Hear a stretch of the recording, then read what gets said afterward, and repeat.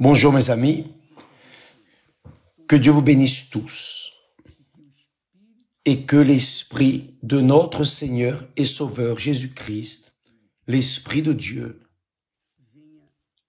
vienne orienter chacun de vous, chacun de nous, qu'il vienne orienter pour que nous sachions quelle est la bonne, agréable et parfaite volonté de Dieu pour chacun de nous.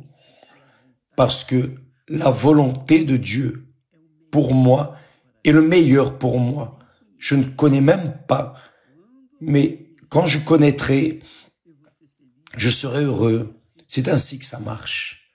La volonté de Dieu pour vous, mes amis, est la meilleure. Vous n'avez pas idée de ce qu'est la volonté de Dieu pour votre vie. J'ai eu cette expérience. Et je peux vous garantir que la volonté de Dieu est parfaite. Sauf que nous sommes têtus, l'être humain est têtu. Nous sommes bornés. Nous voulons parce que nous voulons donner attention à la voix de notre cœur. Notre cœur aime cela. Et notre cœur sait que cela va être mauvais. Mais il veut. Il convoite, il désire. Et là, notre esprit dit, ce n'est pas bon, ne fais pas ça. Écoute la parole de Dieu. Mais le cœur, non, dit non, je veux. Et quand la personne prend possession de cela, de ce qui est contraire à la volonté de Dieu, vient la frustration, vient cette tristesse, cette angoisse, ce problème qu'elle ne sait pas résoudre. C'est fort. Grâce à Dieu, j'ai appris. Grâce à Dieu, j'ai appris. J'ai été l'une de ces mules têtues, mais Dieu a eu compassion et m'a gardé. Et j'ai appris, j'ai moissonné de ce que j'ai semé, et après, je suis resté démoralisé. Après, je suis resté par terre. Mais Dieu ne m'a pas dit de faire ça. Il m'a donné une direction différente. Mais j'ai même utilisé la Bible, la parole de Dieu.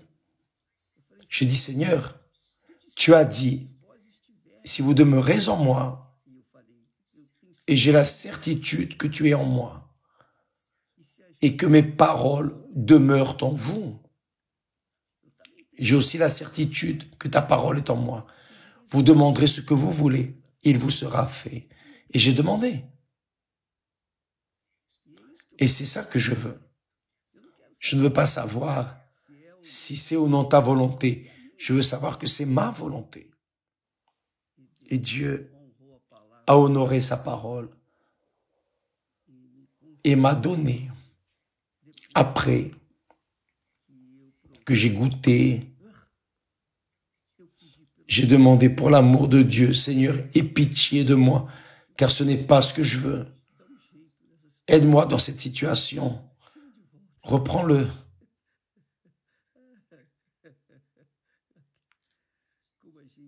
Comme nous sommes infantiles en ce qui concerne la foi et les choses spirituelles, les choses de Dieu. Et c'est ce que j'aimerais que vous considériez, mes chers amis. Parce que Dieu, l'Esprit de Dieu dit, ne vous y trompez pas. Ne vous y trompez pas. Se tromper ici, c'est se tromper dans les choix. Ne vous y trompez pas. Ne vous y trompez pas. On ne se moque pas de Dieu. On ne se moque pas de Dieu. On ne se moque pas de Dieu. Ce qu'un homme aura semé, il le moissonnera aussi. Par exemple, nous vivons cette année, pour beaucoup, cela a été une année fatidique, triste, mauvaise, pire que l'année précédente que nous avions eue avec la Covid. C'est la réalité. Et pourquoi est-ce qu'il a été pire? Parce que nous relâchons dans la foi. L'humanité s'est relâchée dans la foi. Lorsque la pandémie est venue, les personnes ont couru vers Dieu. La pandémie est passée, les personnes ont fui de Dieu. Et là,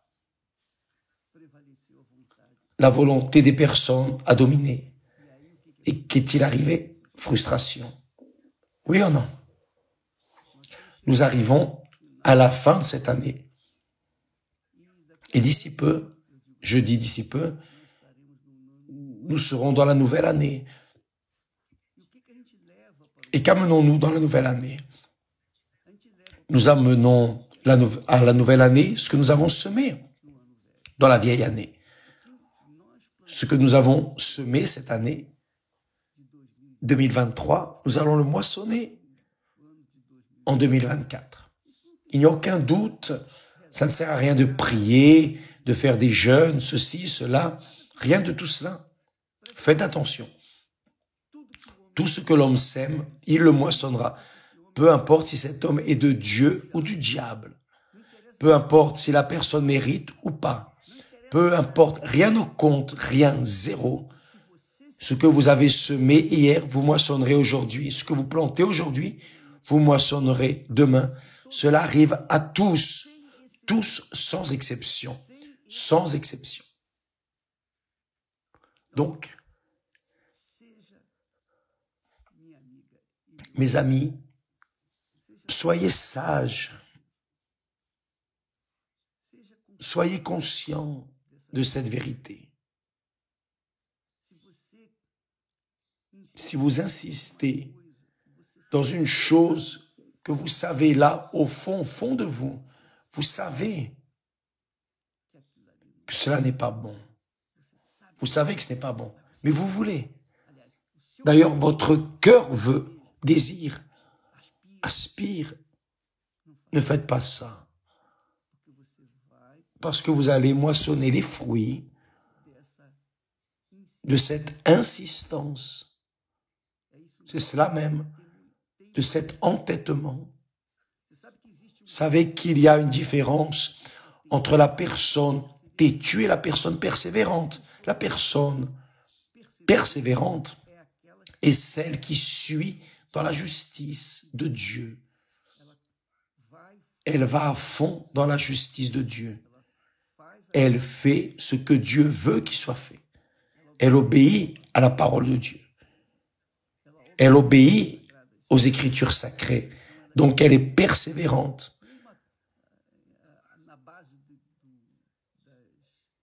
Même sur la base des persécutions, de la haine, des diffamations, elle continue, elle persévère. C'est la volonté de Dieu. Et elle continue. Cette personne est persévérante. La personne têtue est celle qui suit en persévérant dans son entêtement. Elle suit en train d'insister dans son entêtement, même en sachant que ce n'est pas la volonté de Dieu. Car quand on fait quelque chose qui n'est pas la volonté de Dieu, on le sait. On a cette perception, cette méfiance. Non. Est-ce que c'est la volonté de Dieu? Rien que le fait de demander si c'est, la personne sait déjà que ce n'est pas la volonté de Dieu. Quand c'est la volonté de Dieu, on va à fond. Quand ce n'est pas la volonté de Dieu, on va à fond. Et là vient le têtu, mais en sachant déjà par avance qu'il y a le doute, qu'il n'y a pas l'assurance dans cette application d'aller à fond dans l'entêtement. Donc, ici, il est écrit, ne vous y trompez pas. Vous savez ce qui est erroné, n'allez pas de l'avant. Vous savez déjà, vous êtes sage, conscient, pesez et ne faites pas cela. Parce que vous allez avoir des problèmes. Il n'y a pas de prière. Il n'y a pas de prière. Il n'y a pas de dîme, d'offrande. Il n'y a pas de pleurs, de murmures. Il n'y a rien. Vous pouvez aller vers l'autel, pleurer, clamer. Vous allez moissonner les fruits. Vous voyez que David est un grand exemple de cela. Un grand exemple. David avait un cœur selon le cœur de Dieu. Mais il a été trompé par son cœur et a fait des choses erronées. Dieu lui a pardonné. Dieu lui a pardonné. Cependant, il a moissonné les fruits. Et jusqu'au dernier moment de sa vie, il a souffert, il a gémi. Il a été pardonné. Il est descendu en paix vers le sépulcre. Mais il a moissonné, il a dû affronter la rébellion de ses enfants. Il a dû affronter l'enfer. Parce qu'il a semé ce qu'il n'aurait pas dû. Et ainsi est l'humanité. Mes amis, que préférez-vous? Utilisez votre intelligence, utilisez votre foi alliée à votre intelligence. Si je n'ai pas la certitude que ça va marcher, alors je vais m'arrêter. Quoi que nous fassions, et le doute surgit, on doit s'arrêter et penser avant de continuer. Parce que la loi, la parole de Dieu est une loi. C'est comme la loi physique.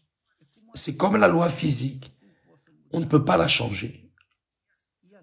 Et ainsi est la parole de Dieu. Ce qui est écrit, va arriver. Ne vous y trompez pas. Vous avez la condition de faire bien. Mais si vous vous trompez, à cause de l'entêtement, c'est l'entêtement, pas la persévérance. Ne vous y trompez pas. On ne se moque pas de Dieu. Ce qu'un homme aura semé, il le moissonnera aussi. Il n'y a aucun doute à ce sujet. Que l'homme soit de Dieu ou du diable, peu importe, il moissonnera ce qu'il a semé. Donc, ne faites rien que vous regretteriez l'année prochaine. Mettez votre cœur sur l'autel, livrez votre cœur sur l'autel. D'ailleurs, ce dimanche, dans toutes les églises universelles, dans le monde entier, nous serons en train de passer de la vieille année vers la nouvelle année, à la dernière minute de cette année vieille, nous participerons à la chair de Jésus. Et à la première minute de la nouvelle année, nous participerons au sang de Jésus. Jésus a dit, celui qui ne mange pas ma chair et ne boit pas de mon sang ne fait pas partie de moi. Donc, faites attention. Passez de la vieille année à la nouvelle année avec Dieu et en Dieu, en Jésus. Parce que celui qui mange et boit, qui mange la chair de Jésus et boit de son sang, c'est-à-dire le jus de raisin qui représente son sang, consciemment sera protégé, même s'il doit moissonner des fruits de ce qu'il a planté, mais il sera gardé pour toute l'éternité. Pensez-y, mes amis, la grande veillée, la veillée de la nouvelle année, qui sait, ce soit la veillée du changement de votre vie. Que Dieu vous bénisse au nom du Seigneur Jésus-Christ. Amen.